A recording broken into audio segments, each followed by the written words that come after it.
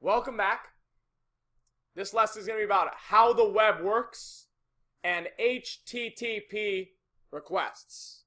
Has anyone ever entered into their browser in the URL http://www.whatever.com or whatever? What does that HTTP mean? Hyper something text. Yeah, transfer protocol. Some of us know it, right? Cool. You can look it up. You can always find out. But what the heck does that mean? We're going to really break that down into little pieces today. So first of all, welcome back. Congratulations on putting that app together in the last section. The When Does Class End app works very well. I'm very excited about it. And today we're going to publish it to the web. So it's an exciting day.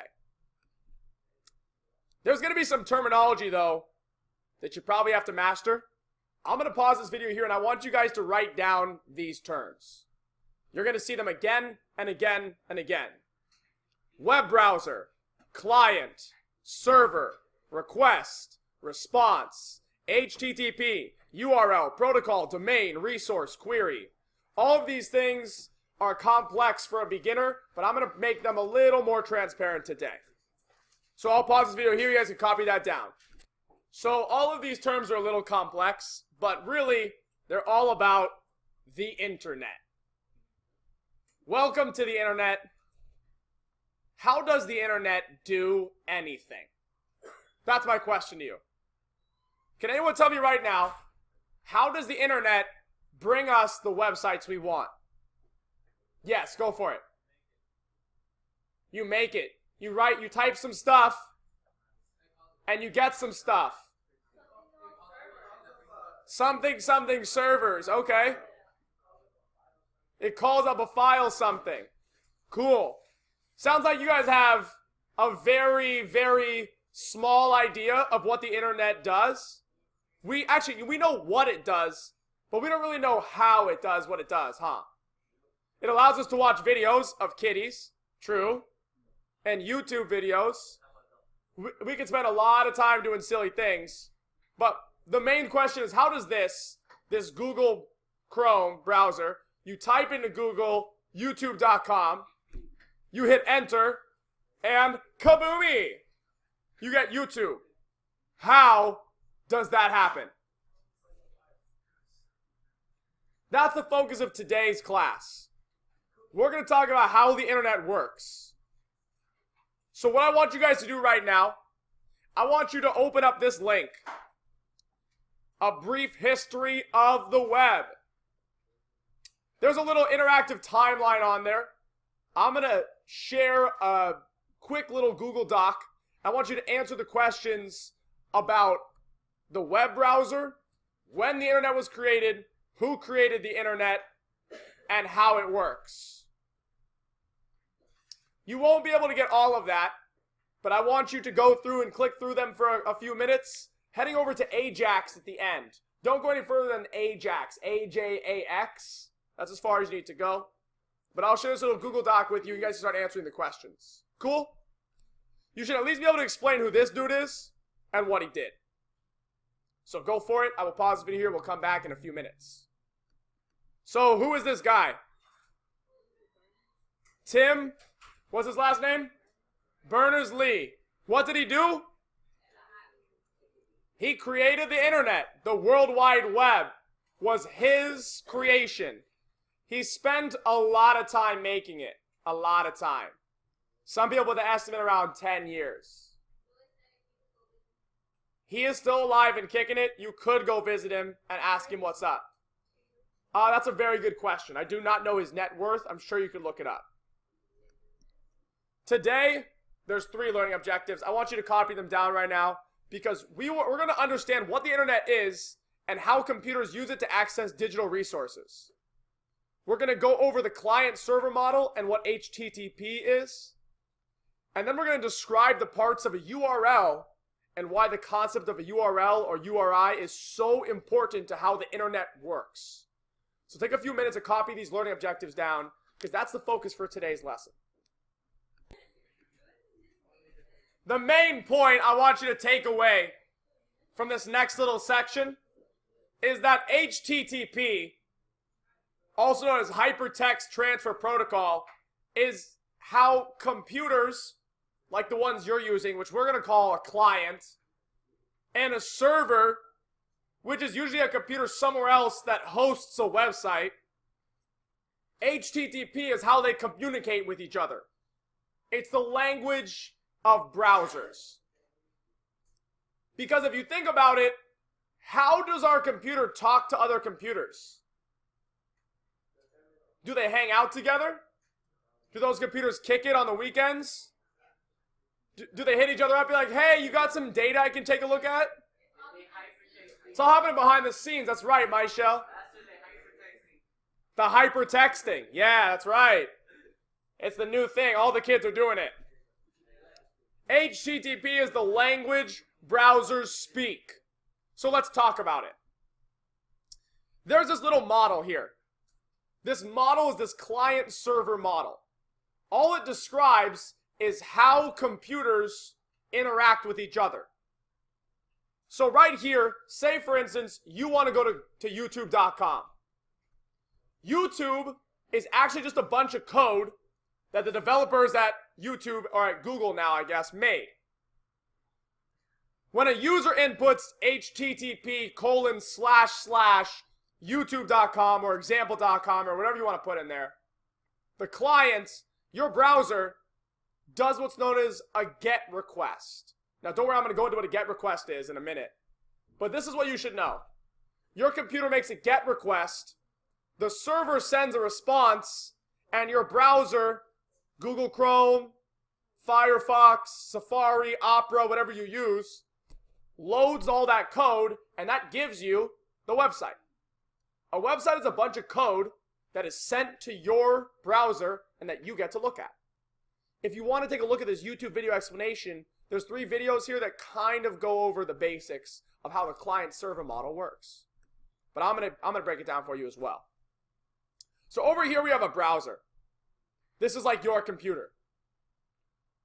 Whenever you want to go to a web page, you make an HTTP request. You basically say, this is how computers talk to each other, HTTP. Your browser is like, I'm requesting youtube.com. And it goes, it sends that request. I'm not going to go into how it's routed to the right server. We'll talk about that later. But it hits the server, the request, and the server's like, oh yeah, I have youtube.com. Here it is. Let me send you back all this code. And then your browser, Google Chrome, loads all that code, and you have a website. That's what a website is. It's a conversation between a browser and some computer somewhere else, which we're going to call a server. Now, what you enter into your browser, the URL, it actually stands for Uniform Resource Locator. What that is, it's basically any URL is just like an address. It's telling you exactly where to find the information you're looking for. HTTP or HTTPS now, which is the more secure version, is just a protocol. It's how they talk to each other. So when you type in HTTP, you're saying, okay, I'm trying to talk to another computer. And then you enter in www for the World Wide Web, which is what Tim Berners-Lee created, .youtube.com. YouTube.com is the domain. The domain is something that someone has to go buy. I want to purchase youtube.com, and I am the only one who gets to use this domain. Now, in that domain, when you go to youtube.com, just typing in that much is enough. You don't have to type in anything else, and they'll send you back their main resource. In fact, they'll send you back their index.html file. You know how your index.html file loads automatically? That's the only thing that loads? That's because that is the main resource that you send back, or that a server sends back when someone tries to get your website. Now, whatever comes after it is known as the resource and or the query. If there's a question mark after it, that's a query. It means you're looking something up inside that resource. So the resource is saying /watch. /watch is saying, I want to go to youtube.com and get the watch file. And then I want you to look through that watch file and give me this resource. It's just some information. And this query, look up this exact YouTube video. And then you send a request, a get request, like this. I want to get watch, and then my query is the video equals whatever this weird little identifier is. Then you get a response, which is all the HTML code and the video, which that's what that link sends you to. It's a Kendrick video, in case you're curious. Now, all of this, it also sends you, it gets the styles, the CSS files, the JavaScript files, any images, it gets those too. And you can actually watch that happen when you make a request.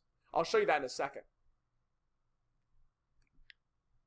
Next, your browser renders the HTML, the structure, the CSS, the style, and the JavaScript, the behavior, what it does. Once it loads all those up, it runs in your browser and you have a website. That's how you get a website from somewhere else on the internet.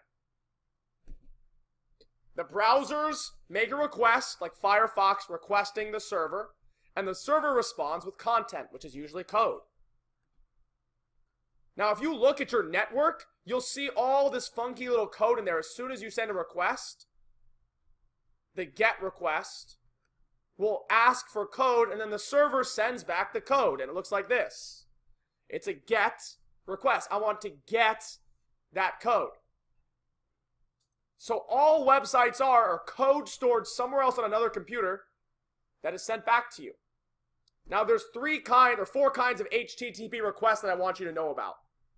A GET request, which is saying, I just want to get this stuff from you. A POST request, which is when you say, like, I want to post some information to your website.